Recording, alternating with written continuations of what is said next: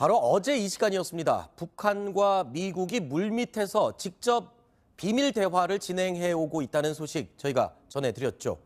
트럼프 대통령 하루 만에 북미 대화 그 시기를 공식적으로 언급했습니다. 그렇다고 한다면 이 회담은 열린다라고 이제 확정 지을 수가 있을 것 같아요. 특히 이제 5월 말 6월 초로 잡은 것은 아마 이제 특히 시기도 이제 지난번 같은 경우는 이제 5월 달 안에 한다고 했는데 이번에는 6월 초가 조금 들어갔습니다. 아마 이 배경은 지금 사실 6월 달에 무슨 회의가 있냐면 G7 회의가 있습니다. 그 캐나다에서 중심으로 해서 G7 회의가 열리는데 사실 이 회의가 굉장히 중요합니다. 지금 무역 전쟁과 관련해서도 또 문제가 있고 만약에 또 북미 회담에서 어떤 성과가 있다라면 트럼프 대통령이 G7 회의를 통해서 이런 회담 결과를 보고를 하고 제가 대북 제재라든지 그런 어떤 공조를 할 필요가 있습니다. 그렇기 때문에 실제 그 외교 일정을 맞춰서 실제로 5월 말과 6월 초에 북미 정상회담을 하고 그다음에 6월 달에 G7 회담을 하면서 이 회담 결과를 추임받겠다. 아마 그런 상황 속에서 이 회담 일정이 나온 것 같습니다. 그렇군요. 그런가 하면 트럼프 대통령이 공식적으로 처음 북미 회담을 언급한 바로 그 자리에 눈에 띄는 사람이 한 명이 있습니다. 바로 뒷줄에 앉아있는 존 볼턴 신임 국가안보보좌관인데요. 바로 이날이 공식 업무 첫날이었습니다. 이 시기를 언급했던 북미 대화 시기를 언급한 이날이 공식 업무 첫날입니다. 근데 사실 존 볼턴 하면은 이 북미 대화를 차라리 연기하는 게 낫지 않느냐라고 주장을 했던 인물 아닙니까? 그런데 시기를 언급한 이 자리에 같이 배석했다는 것은 연기론에 대해서는 일단 불식이 된 것 같습니다. 네, 연기론은 뭐 불식이 됐지만 현재 자리가 강요회의니까 역시 백악관 안보보좌관 뭐 장관급이라 하더라도 강요보다 낮은 모양이네요. 우리나라가 좀 상황이 다르군요. 아하. 우리 같은 경우는 이제 청와대에서 국가안전보장회의 상임위가 열리면 정의용 실장이 그 상임위 위원장입니다. 그래서 주도를 하는데 미국은 보니까 안보보좌관에 서열이 많이 밀리는 것 같고 일단은 존 볼턴이 강경한 발언을 했고 하지만은 일단은 대통령의 그 정상회담 자체에 반대하는 건 아니었습니다. 일단은 대통령이 일단 날짜를 얘기했기 때문에 존 볼턴도 자기 입장을 이제 낮추면서 아마도 가장 합리적인 그런 방법을 강구해서 북미 정상회담에 임할 것으로 생각이 됩니다. 그런가 하면요. 트럼프 대통령 상당히 이 북미 대화에 열의를 가진 모습을 보여줬습니다.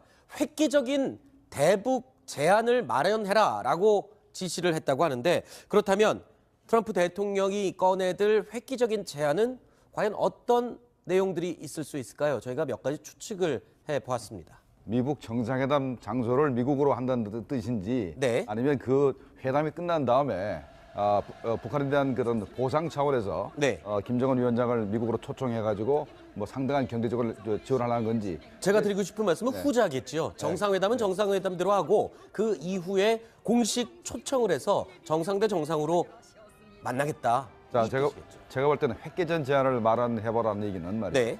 지금까지 미국에서 뭐라 그랬냐면 북한이 완전한 비핵화, CVID에 의한 완전한 비핵화가 이루어져야 그때부터 보상을 논의겠다고 굉장히 강경한 입장을 보였습니다. 그런데 이것은 사실 어떻게 보면은 북한 보고 무조건 항복하라는 얘기이기 때문에 북한이 응할 수가 없죠. 그렇다면 미국 입장에서는 일단은 일괄 타결을 한 다음에 그걸 갖다 그러면 시행하는 방법 문제에 대해서 아마 획기적 제안이 될 가능성이 있기 때문에 제가 볼 때는 지금까지 무슨 뭐 수교를 한다든가 평화협정을 체결한다든가 유엔 제재를 하는 이런 부분에 있어서 아마도 그 시간을 상당히 축소시켜주는 뭐 그런 제안이 안 되겠나. 그러니까 북한도 비핵화를 하는 데 있어서 상당히 그 빠른 시간 내야 되고 미국도 그 빠른 시간에서 북한이 비핵화를 하면은 굉장히 빠른 시간 내에 그 보상을 하는 그런 방법을 연구하라라는 그 의미로 저는 해석이 됩니다. 트럼프 대통령 백악관 관계자들은 트럼프 대통령 머릿속에도 아주 다양한 옵션과 카드들이 이미 저장이 돼 있다라고 얘기를 하고 있는데요. 저희가 준비한 이 획기적인 제안, 두 분 표정을 보니까 그렇게 획기적이지 않은가 봅니다.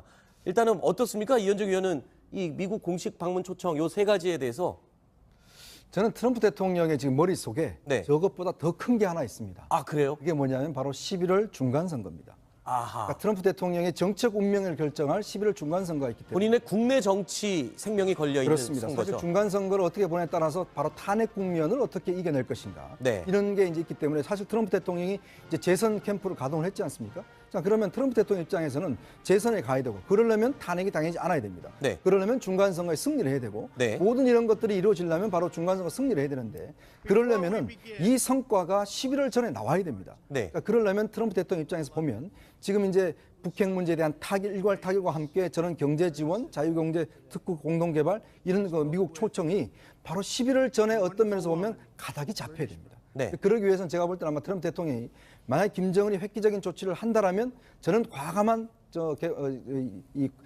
제안도 네. 실제로 11월 전에 할 수 있지 않을까 그런 생각을 그렇군요. 해봅니다. 안 박사님 어떻습니까? 이 정도의 획기적인 제안이면 김정은 위원장이 솔깃할 만한 내용일까요?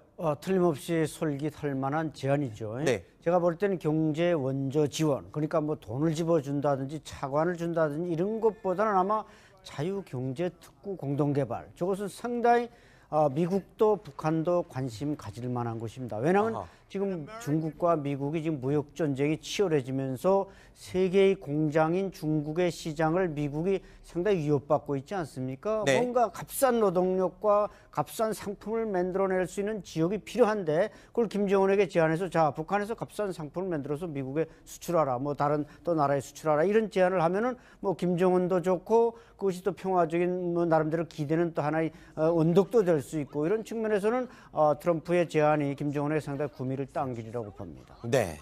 이런 가운데 북한은요, 그동안의 비밀 접촉에서 회담 장소에 대해서 평양을 계속 고집하고 있다는 얘기도 나오고 있습니다.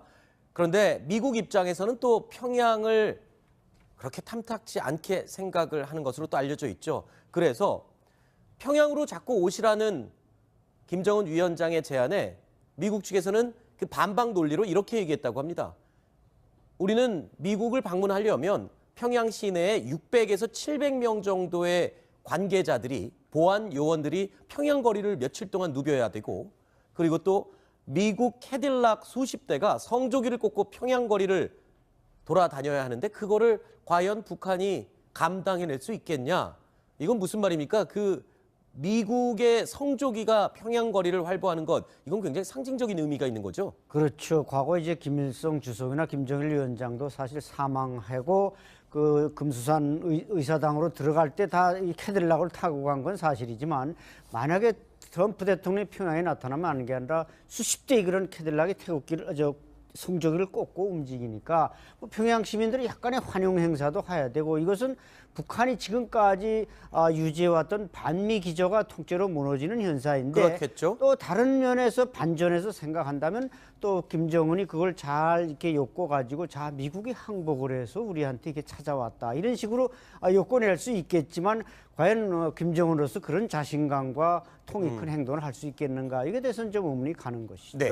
94년도에 바로 저런 사례가 있었습니다. 네. 94년도에 이제 미 북한 간에 제네베 핵 합의가 있었지 않습니까? 네. 그러고 나서 바로 이제 미국과 북한이 수교를 하고 그다음에 이제 대표부를 이제 상호 개설하기로 약속을 했습니다. 그래서 김정일이 바로 이제 그 북한 외무성에다가 그러면 평양에다가 미국의 그 대표부를 허락해 주라라고 지시를 했다가 그걸 밤새도록 고민하면서 번복하다가 네. 마지막에는 아주 시기상조다라고 이제 포기했는데 그게 바로 저겁니다. 만약에 미국의 대표부가 평양에 개설되면은 미국의 그 수십 대 그 미국의 차량들 성국이 꽂고 왔다 갔다 할 텐데 그걸 과연 북한이 감당할 수 있느냐 하는 부분인데 그걸 바로 지적하는 것입니다. 알겠습니다.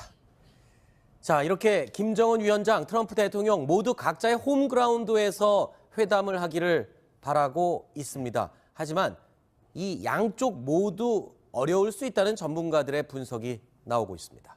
자, 그런가 하면요. 트럼프 대통령 비핵화 협상에 대해서도 이 자신감을 드러내고 있습니다. 자, 북미 정상회담에 대해서 굉장히 자신감을 드러내는 것 같아요.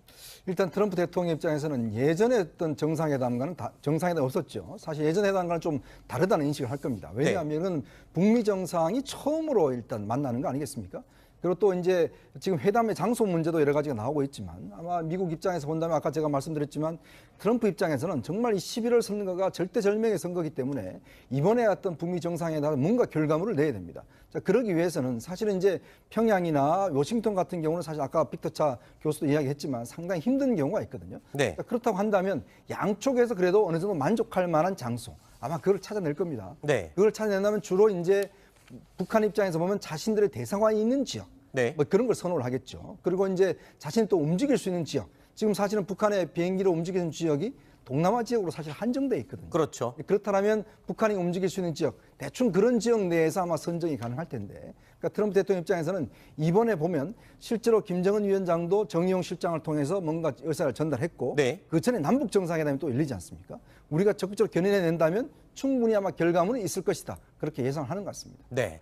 이렇게 북미 대화가 점점 가시화되고 있는 가운데 어제 북한의 초대 정찰 총국장을 지냈던 김영철 통일전선부장의 역할에 대해서 이런 얘기가 나왔습니다. 조명균 통일부 장관이요 이렇게 평가를 했는데요. 북중 정상회담 당시에 김정은 국무위원장 바로 옆자리는 리용호 또는 리수용, 즉 외교 담당하는 전문가들이죠. 이들이 아닌 김영철 통전부장이 차지했다. 그만큼 이번에 북미 대화에서도 김영철의 역할이 굉장히 대두되고 그만큼 중요하게 여겨질 것이다. 이렇게 지금 평가를 받고 있는 거죠. 그렇죠. 이게 사실 남북 관계에서 남북 정상회담은 뭐 김영철이 주도하는 게 맞겠지만은 네. 북미 정상회담까지도 김영철이가 거의 컨트롤하다시피 물론 통일전선부장으로서 자기 후배인 지금 정철 총국장이 된 장길상한테 지금 계속 뭐 컨트롤 시킨다는 거 아닙니까? 네. 물론 과거에 이제 김영철이 제임스 클래퍼 국가정보국장을 여러 차례 만나봐서 나름대로 미국 채널이 있다고 합니다만은 어쨌든 북미 관계역의 이용호 외무상, 이수영 노동당 국제부위원장들을 다 제치고 김영철에게 이름하는 것은 뭔가 이번 양 정상회담의 총 컨트롤 타워를 김정은이가 김영철 통일부장에게 전선부장에 맡긴 것은 아닌가 그렇게 보여집니다. 네. 제가 볼 때는 아직까지 또 김영철이 앞으로도 미국과 북한 간의 정상회담을 관장할지는 두고 봐야 합니다. 왜 그러냐면 현재 CIA하고 통일전선부하고 비밀 접촉하니까 네. 정보기관이 나섰지만 이게 이제 정상적인 회담이 되려면 미국의 국무부하고 네. 그다음에 백악관이 나서게 됩니다. 네. 국무부는 외교를 하는 데지만 또 정상회담이기 때문에 백악관이 참여할 수밖에 없어요. 그렇죠. 그러면 새로운 이제 폼페오 국무부 장관하고 네. 그다음에 이제 볼턴 국가안보 보좌관이 아마 주도를 하게 되면은 그렇게 되면은 김영철이 계속해서 북한을 대표할 거냐 아니면 그게 리수용이나 리용으로 넘어갈 거냐 하는 부분은 그때 가서 또 우리가 봐야 됩니다. 네. 제가 볼 때는 이제 김영철이 이렇게 나서는 그 의미는 사실 이제 지금 이 협상에서 가장 반발할 세력이 누구겠습니까? 북한 군부라고 저는 보여지고. 네네. 왜냐하면 군부는 그동안 항상 이제 자신들의 어떤 권익과 이걸 위해서 이제 적대적인 정책을 해왔지 않습니까? 네. 근데 김정은이 이 회담을 하면서 제일 중요한 건 군부를 설득하는 일입니다. 아하. 그렇다면 바로 군부를 대표 정찰 총국장한 여기만 김영철을 앞세우는 것 자체가 네. 실제 내부적인 어떤 통제 이것도 가능하기 때문에 김영철 앞세우는 거 아닌가 뭐 그런 또 분석도 해볼 수 있을 것 같습니다. 네. 상임위 위원장입니다. 네. 그래서 주도를 하는데 미국은 보니까 이 안보보좌관에 서열이 많이 밀리는 것 같고 일단은 존 볼턴이 강경한 발언을 했고 네. 하지만은 일단은 대통령의 그 정상회담 자체에 반대하는 건 아니었습니다. 네. 일단은 대통령이 일단 날짜를 얘기했기 때문에 존 볼턴도 자기 입장을 이제 낮추면서 네. 아마도 가장 합리적인 그런 방법을 강구해서 북미 정상회담에 임할 것으로 생각이 됩니다. 네. 그런가 하면요. 트럼프 대통령 상당히 이 북미 대화에 열의를 가진 모습을 보여줬습니다. 획기적인 대북 제안을 마련해라라고 지시를 했다고 하는데 그렇다면 트럼프 대통령이 꺼내들 획기적인 제안은 과연 어떤 내용들이 있을 수 있을까요? 저희가 몇 가지 추측을 해보았습니다. 미국 정상회담 장소를 미국으로 한다는 뜻인지 네. 아니면 그 회담이 끝난 다음에 북한에 대한 그런 보상 차원에서 네. 김정은 위원장을 미국으로 초청해가지고 뭐 상당한 경제적으로 지원하려는 건지 제가 드리고 싶은 말씀은 후자겠죠. 정상회담은 정상회담대로 하고 그 이후에 공식 초청을 해서 정상 대 정상으로 만나겠다. 자 이 제가 뜻이겠죠. 볼 때는 획기전 제안을 해보라는 얘기는 말이에요. 네. 지금까지 미국에서 뭐라 그랬냐면 북한이 완전한 비핵화, CVID에 의한 완전한 비핵화가 이루어져야 네. 그때부터 보상을 논의겠다고 굉장히 강경한 입장을 보였습니다. 네. 그런데 이것은 사실 어떻게 보면은 북한 보고 무조건 항복하라는 얘기이기 때문에 북한이 응할 수가 없죠. 네. 그렇다면 미국 입장에서는 일단은 일괄 타결을 한 다음에 그걸 갖다 그러면 시행하는 방법 문제에 있어서 아마 획기적 제안이 될 가능성이 있기 때문에 네. 제가 볼 때는 지금까지 무슨 뭐 수교를 한다든가 평화협정을 체결한다든가 유엔 제재를 하는 이런 부분에 있어서 아마도 그 시간을 상당히 축소시켜주는 뭐 그런 제안이 안 되겠나. 그러니까 네. 북한도 비핵화를 하는 데 있어서 상당히 그 빠른 시간 내야 되고 미국도 그 빠른 시간 에서 북한이 비핵화를 하면은 굉장히 빠른 시간 내에 그 보상을 하는 그런 방법을 연구하라라는 그 의미로 저는 해석이 됩니다. 네. 트럼프 대통령 백악관 관계자들은 트럼프 대통령 머릿속에도 아주 다양한 옵션과 카드들이 이미 저장 회담 장소에 대해서 평양을 계속 고집하고 있다는 얘기도 나오고 있습니다. 그런데 미국 입장에서는 또 평양을 그렇게 탐탁지 않게 생각을 하는 것으로 또 알려져 있죠. 그래서 평양으로 자꾸 오시라는 김정은 위원장의 제안에 미국 측에서는 그 반박 논리로 이렇게 얘기했다고 합니다. 우리는 미국을 방문하려면 평양 시내에 600에서 700명 정도의 관계자들이 보안 요원들이 평양 거리를 며칠 동안 누벼야 되고 그리고 또 미국 캐딜락 수십 대가 성조기를 꽂고 평양 거리를 돌아다녀야 하는데 그거를 과연 북한이 감당해낼 수 있겠냐? 이건 무슨 말입니까? 그 미국의 성조기가 평양 거리를 활보하는 것 이건 굉장히 상징적인 의미가 있는 거죠. 그렇죠. 과거 이제 김일성 주석이나 김정일 위원장도 사실 사망하고 그 금수산 의사당으로 들어갈 때 다 이 캐딜락을 타고 간 건 사실이지만 만약에 트럼프 대통령이 평양에 나타나면 하는 게 아니라 수십 대의 그런 캐딜락이 태극기를 성조기를 꽂고 움직이니까 뭐 평양 시민들이 약간의 환영 행사도 해야 되고 이것은 북한이 지금까지 유지해왔던 반미 기조가 통째로 무너지는 현상인데 그렇겠죠. 또 다른 면에서 반전해서 생각한다면 또 김정은이 그걸 잘 이렇게 엮어 가지고 자 미국이 항복을 해서 우리한테 이렇게 찾아왔다 이런 식으로 엮어낼 수 있겠지만 과연 김정은으로서 그런 자신감과 통이 큰 행동을 할 수 있겠는가 이게 대해서는 좀 의문이 가는 것이죠. 네. 94년도에 바로 저런 사례가 있었습니다. 네. 94년도에 이제 미 북한 간에 제네베 핵 합의가 있었지 않습니까? 네. 그러고 나서 바로 이제 미국과 북한이 수교를 하고 그다음에 이제 대표부를 이제 상호 개설하기로 약속을 했습니다. 그래서 김정일이 바로 이제 그 북한 외무성에다가 그러면 평양에다가 미국의 그 대표부를 허락해 주라라고 지시를 했다가 그걸 밤새도록 고민하면서 번복하다가 네. 마지막에는 아주 시기상조다라고 이제 포기했는데 그게 바로 저겁니다. 만약에 미국의 대표부가 평양에 개설되면은 미국의 그 수십 대 그 미국의 차량들 전국에 꽂고 왔다 갔다 할 텐데 상이 돼 있다라고 얘기를 하고 있는데요. 저희가 준비한 이 획기적인 제안 두 분 표정을 보니까 그렇게 획기적이지 않은가 봅니다. 일단은 어떻습니까? 이현정 의원은 이 미국 공식 방문 초청 요 세 가지에 대해서 저는 트럼프 대통령의 지금 머릿속에 네. 저것보다 더 큰 게 하나 있습니다. 아 그래요? 그게 뭐냐면 바로 11월 중간선거입니다. 아하. 그러니까 트럼프 대통령의 정책 운명을 결정할 11월 중간선거가 있기 때문에 본인의 국내 정치 생명이 걸려 있는 그렇습니다. 선거죠. 사실 중간선거를 어떻게 보냐에 따라서 바로 탄핵 국면을 어떻게 이겨낼 것인가 네. 이런 게 이제 있기 때문에 사실 트럼프 대통령이 이제 재선 캠프를 가동을 했지 않습니까? 자 그러면 트럼프 대통령 입장에서는 재선에 가야 되고 그러려면 탄핵이 당연히 않아야 됩니다. 네. 그러려면 중간선거에 승리를 해야 되고 네. 모든 이런 것들이 이루어지려면 바로 중간선거 승리를 해야 되는데 그러려면은 이 성과가 11월 전에 나와야 됩니다. 네. 그러니까 그러려면 트럼프 대통령 입장에서 보면 지금 이제 북핵 문제에 대한 일괄 타결과 함께 저런 경제 지원, 자유경제 특구 공동개발 이런 그 미국 초청이 바로 11월 전에 어떤 면에서 보면 가닥이 잡혀야 됩니다. 네. 그러기 위해서는 제가 볼 때는 아마 트럼프 대통령이 만약 김정은이 획기적인 조치를 한다라면 저는 과감한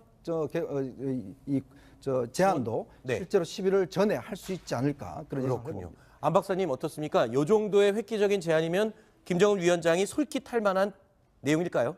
틀림없이 솔깃할 만한 제안이죠. 네. 제가 볼 때는 경제 원조 지원, 그러니까 뭐 돈을 집어준다든지 차관을 준다든지 이런 것보다는 아마 자유경제특구 공동개발, 저것은 상당히 미국도 북한도 관심 가질 만한 것입니다. 왜냐하면 아하. 지금 중국과 미국이 지금 무역 전쟁이 치열해지면서 세계의 공장인 중국의 시장을 미국이 상당히 위협받고 있지 않습니까? 네. 뭔가 값싼 노동력과 값싼 상품을 만들어낼 수 있는 지역이 필요한데 그걸 김정은에게 제안해서 자 북한에서 값싼 상품을 만들어서 미국에 수출하라, 뭐 다른 또 나라에 수출하라 이런 제안을 하면은 뭐 김정은도 좋고 그것이 또 평화적인 뭐 나름대로 기대는 또 하나의 언덕도 될 수 있고 이런 측면에서는 트럼프의 제안이 김정은에게 상당히 구미를 당기리라고 봅니다. 네.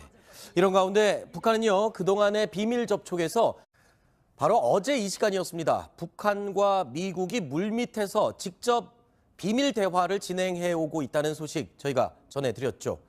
트럼프 대통령 하루 만에 북미 대화 그 시기를 공식적으로 언급했습니다. 그렇다고 한다면 이 회담은 열린다라고 이제 확정 지을 수가 있을 것 같아요. 특히 이제 5월 말 6월 초로 잡은 것은 아마 이제 특히 시기도 이제 지난번 같은 경우는 이제 5월 달 안에 한다고 했는데 이번에는 6월 초가 조금 들어갔습니다. 아마 이 배경은 지금 사실 6월 달에 무슨 회의가 있냐면 G7 회의가 있습니다. 그 캐나다에서 중심으로 해서 G7 회의가 열리는데 사실 이 회의가 굉장히 중요합니다. 지금 무역 전쟁 관련해서도 또 문제가 있고 만약에 또 북미 회담에서 어떤 성과가 있다라면 네. 트럼프 대통령이 G7 회의를 통해서 이런 회담 결과를 보고를 하고 대북 제재라든지 그런 어떤 네. 공조를 할 필요가 있습니다. 그렇기 때문에 실제 그 외교 일정을 맞춰서 실제로 5월 말과 6월 초에 북미 정상회담을 하고 그다음에 6월 달에 G7 회담을 하면서 이 회담 결과를 추임받겠다. 아마 네. 그런 상황 속에서 이 회담 일정이 나온 것 같습니다. 그렇군요. 그런가 하면 트럼프 대통령이 공식적으로 처음 북미 회담을 언급한 바로 그 자리에 눈에 띄는 사람이 한 명이 있습니다. 바로 뒷줄에 앉아 있는 존 볼턴 신임 국가안보보좌관인데요. 바로 이날이 공식 업무 첫날이었습니다. 이 시기를 언급했던 북미 대화 시기를 언급한 이날이 공식 업무 첫날입니다. 근데 사실 존 볼턴 하면은 이 북미 대화를 차라리 연기하는 게 낫지 않느냐라고 주장을 했던 인물 아닙니까? 그런데 시기를 언급한 이 자리에 같이 배석했다는 것은 연기론에 대해서는 일단 불식이 된 것 같습니다. 네, 연기는 뭐 불식이 됐지만 현재 자리가 강요 회의니까 역시 백악관 안보보좌관 뭐 장관급이라 하더라도 네. 강요보다 낮은 모양이네요. 우리나라가 좀 상황이 다르군요. 아하. 우리 같은 경우는 이제 청와대에서 국가안전보장회의 상임위가 열리면 정의용 실장이 그걸 과연 북한이 감당할 수 있느냐 하는 부분인데 그걸 바로 지적하는 것입니다. 알겠습니다. 자, 이렇게 김정은 위원장, 트럼프 대통령 모두 각자의 홈그라운드에서 회담을 하기를 바라고 있습니다. 하지만 이 양쪽 모두 어려울 수 있다는 전문가들의 분석이 나오고 있습니다. 자, 그런가 하면요. 트럼프 대통령 비핵화 협상에 대해서도 이 자신감을 드러내고 있습니다. 자, 북미 정상회담에 대해서 굉장히 자신감을 드러내는 것 같아요. 일단 트럼프 대통령 입장에서는 예전에 어떤 정상회담과는 정상회담 없었죠. 사실 예전 회담과는 좀 다르다는 인식을 할 겁니다. 왜냐하면 북미 정상이 처음으로 일단 만나는 거 아니겠습니까?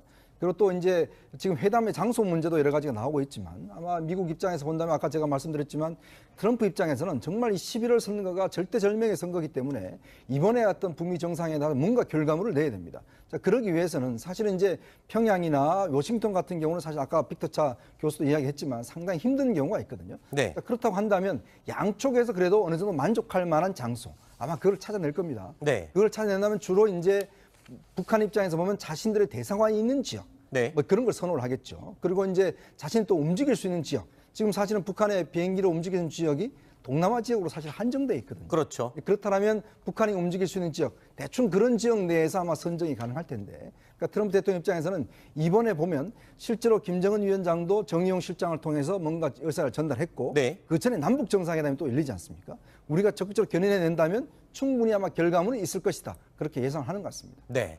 이렇게 북미 대화가 점점 가시화되고 있는 가운데 어제 북한의 초대 정찰 총국장을 지냈던 김영철 통일전선부장의 역할에 대해서 이런 얘기가 나왔습니다. 조명균 통일부 장관이요 이렇게 평가를 했는데요. 북중 정상회담 당시에 김정은 국무위원장 바로 옆자리는 리용호 또는 리수용, 즉 외교 담당하는 전문가들이죠. 이들이 아닌 김영철 통전부장이 차지했다. 그만큼 이